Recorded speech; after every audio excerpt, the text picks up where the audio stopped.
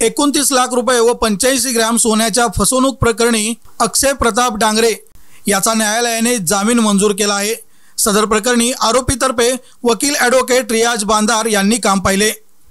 इचलकरंजी शहरातील फिर्यादी ज्योती पांढरपोट या महिलेला घर खरेदी करून देण्याच्या बहाण्याने जानेवारी 2022 ते जुलै 2022 या कालावधीमध्ये फिर्यादीची वेळोवेळी 24,99,000 रुपयांची तसेच सुमारे 8.5 तोळे सोन्याच्या दागिन्यांची फसवणूक करून फिर्यादी जीवे ठार मारण्याची धमकी दिल्याप्रकरणी आरोपी अक्षय प्रताप डांगरे याच्यावर इचलकरंजी पोलीस ठाणे येथे फसवणूकसह विविध कलमांतर्गत गुन्हा दाखल करून दिनांक 5 मार्च रोजी अटक करण्यात आली होती।